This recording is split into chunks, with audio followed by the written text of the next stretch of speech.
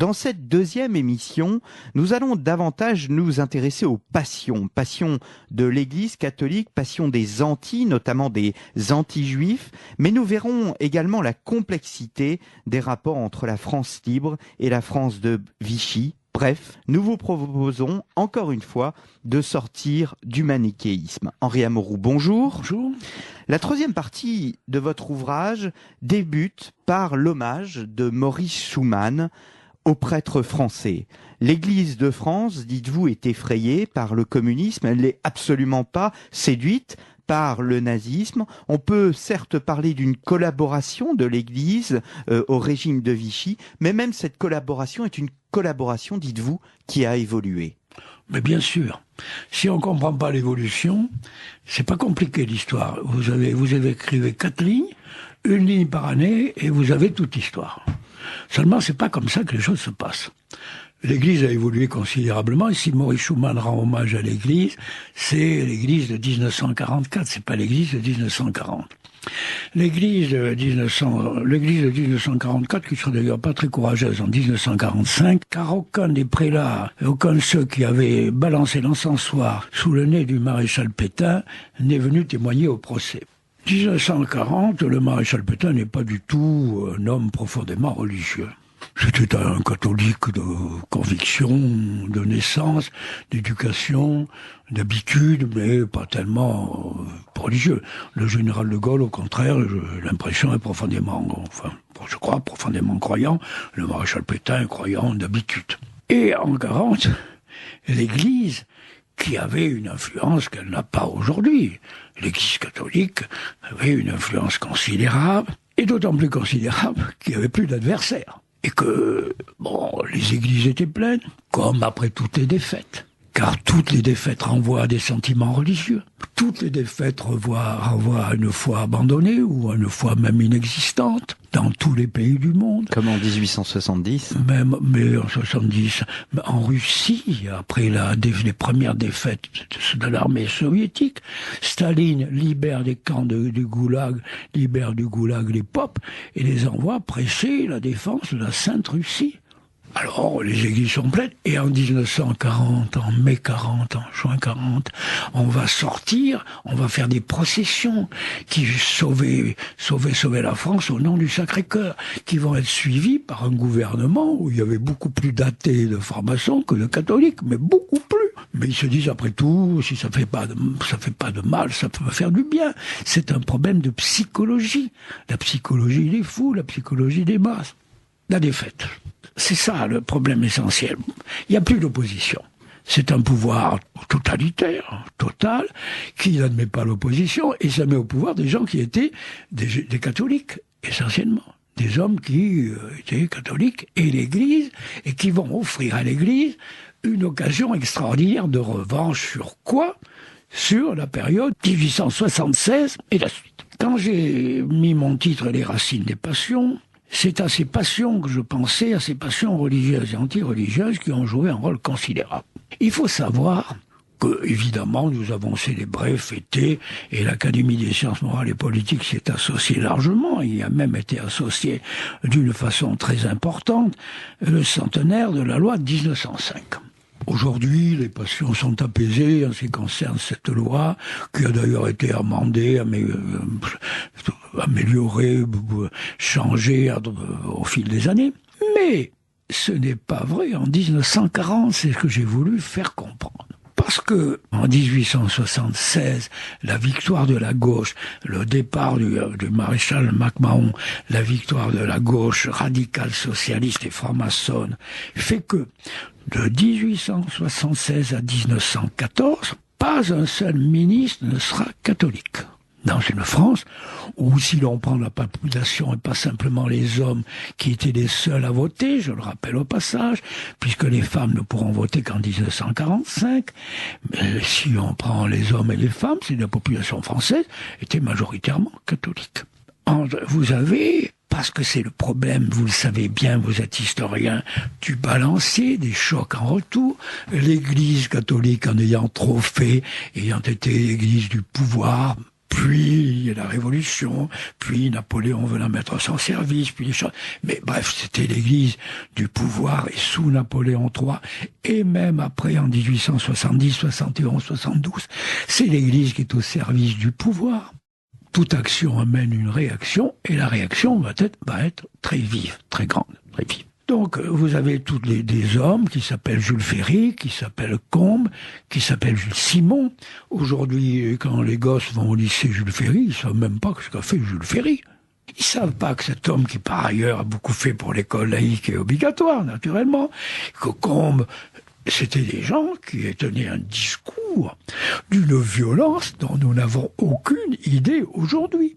Je dois dire, car il faut toujours être honnête, l'objectivité n'existe pas, la vérité est inatteignable, mais l'honnêteté peut exister, que les catholiques en disaient autant, et que c'était un combat acharné, mais c'est les radicaux, francs-maçons, qui triomphent et qui font toutes les lois qui... Pour posséder l'église, pour posséder l'école, l'éducation, il faut en chasser les curés. Depuis très longtemps, c'était les curés qui avaient l'éducation, comme ils avaient d'ailleurs les hôpitaux, les hospices. Et il faut chasser tous ces gens-là et chasser les congrégations. Et vous aurez, entre 1876, 80, 90, 1900, 1905, des choses dont les hommes de 1940 se souviennent, simplement parce qu'ils sont nés dans un temps où ils pouvaient se souvenir. Vous comparez l'émotion des expulsions des églises, des congrégations, avec l'émotion en 1996 de l'église Saint-Bernard. Je la compare, attendez, je la compare avec une expulsion. Oui. Il y avait donc à l'église Saint-Bernard en 96, en 1996. Oui, en 1996, pardon, et pas en 1896. Il y avait 300 Maliens que le gouvernement d'époque voulait expulser, et ça a fait, j'ai repris les pages de Libération pour citer des exemples. Il faut toujours citer des exemples. Combien de pages en Libération? Je crois 18 ou 19 pages, avec 6 premières pages dans une semaine. Une expulsion qui n'a pas eu lieu, mais les portes de l'église forcées par les forces de l'ordre, qui ont fracturé les portes, et tout ça a été repris par les radios, les télévisions, les journaux, etc., etc. Combien y a-t-il eu de ces Maliens, je suis sûr qu'il n'y en a pas 30 qui sont partis. Combien y a-t-il eu d'expulsions de congrégationnistes, de religieuses? Il y en a eu 9000 qui sont partis, qui ont dû partir. Et après, en 1905, combien y a-t-il eu d'inventaire des églises en 1906, puisque le pape demande aux catholiques de ne pas accepter les lois de 1905 qui disaient les biens de l'église, on les donnera à des cultuels, des associations formées par des catholiques. Aujourd'hui, ça s'appelle les associations diocésaines. Ils refusent, donc ça va à l'État. Donc il faut faire un inventaire. Je posais la question, souvent j'ai dit, combien y a-t-il eu d'inventaires en 1906? On me dit quelquefois, les gens généreux me disent 2000, 3000, il y en a eu 63 800, plus de 63 000. Évidemment, il y en a eu 60 000 qui sont passés sans incident. Mais il y en a eu qui ont provoqué des incidents terribles. Il y en a eu qui ont entraîné la mort d'un homme dans le Nord et la chute du gouvernement Rouvier, qui a été remplacé par le gouvernement sarrien, lui-même prédécesseur d'un gouvernement Clémenceau. Mais vous aviez dans les Pyrénées, les Hautes-Pyrénées, vous aviez des paysans qui arrivaient, qui mettaient un ours à droite de la porte de l'église, un ours à gauche, et l'agent du fisc, parce que c'était l'agent du fisc qui était chargé de faire des inventaires, et l'agent du fisc n'est généralement pas l'homme plus, c'est à tort d'ailleurs, parce que c'est un fonctionnaire, il fait son boulot, n'est pas l'homme le plus aimé du gouvernement, du village, de la petite ville, c'est lui qui venait recenser. Et lorsqu'il fallait toucher au tabernacle, j'ai des drames épouvantables. J'ai des inventaires chez moi, j'ai des listes d'inventaires. Tout y passe, et c'est normal. Un plumeau, 1 franc. Le plumeau, je vous dis le prix du plumeau, c'était 1 franc en 1906. Alors les tableaux étaient estimés, comme ça. Bon, mais généralement ça se passe bien, mais dans beaucoup de cas, certains cas, ça se passe très mal. Et pas simplement en Vendée, mais dans des départements. Le roi d'Angleterre vient, il succède à la reine Victoria qui s'était prolongée, et puis il vient en France. Alors Édouard était venu en France pour faire des galipettes avant, mais il était prince de Galles. Il vient en France comme roi. Vous prenez l'illustration. L'illustration, c'était le journal vraiment, c'était le journal illustré, très bien fait, d'ailleurs remarquablement fait, et qui était lu par tous les gens qui avaient un minimum de culture et qui s'intéressaient à la vie, politique, mondaine, littéraire, artistique, etc., etc. Quelle est la double page?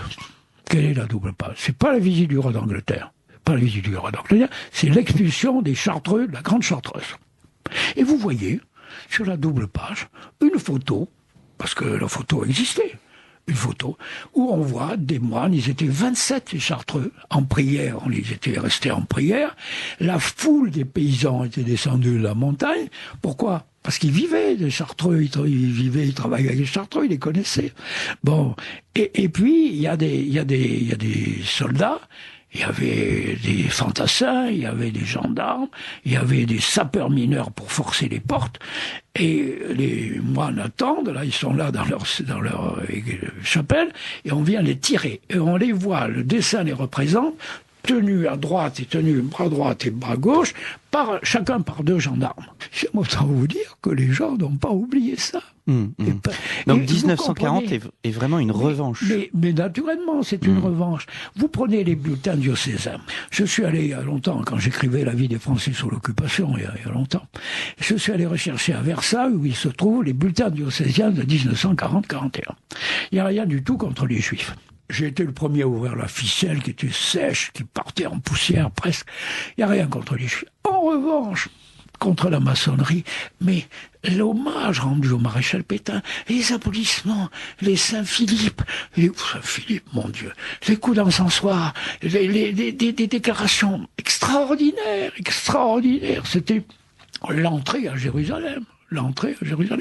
C'était uniquement parce que, et d'ailleurs c'est écrit, puis j'ai reproduit des textes, Philippe Pétain, le maréchal Pétain, avait supprimé, et avait toutes ces lois anti-congrégationnistes, favorisé l'école libre, et également, il y avait donc, il a accepté, non seulement il a accepté, mais il était pour le retour des congrégations.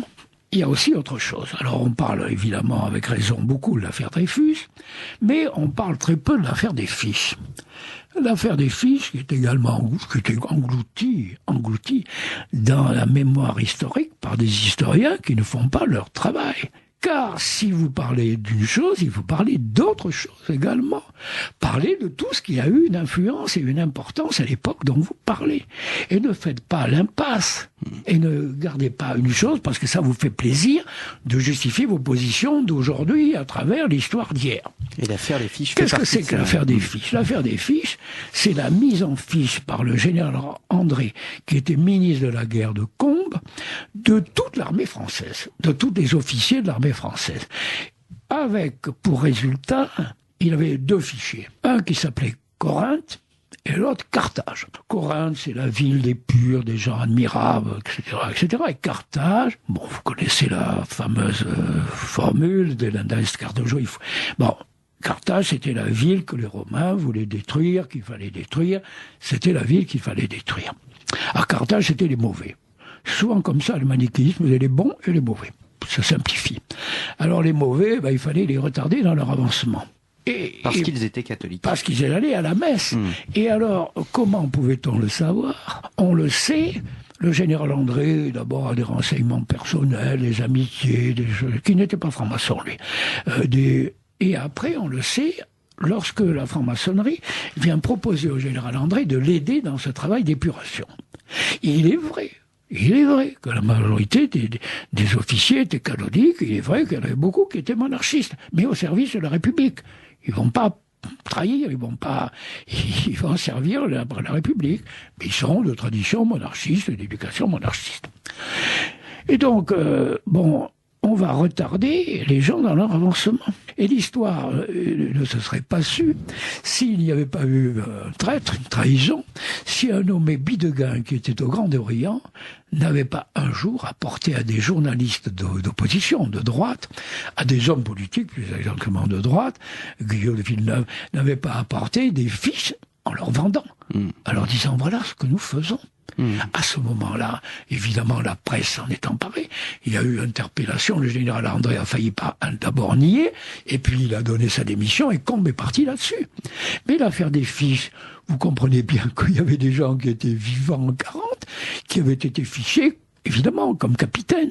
Pétain faisait partie. A été fiché, alors que je vous jure, c'était pas un pilier de sacristie, mais à des sentiments religieux. Oui. Alors, ça allait très loin. Ça allait très loin. Parce qu'on donnait les sentiments de la femme, des frères, si les enfants allaient ou n'allaient pas dans une école catholique, ça allait très loin.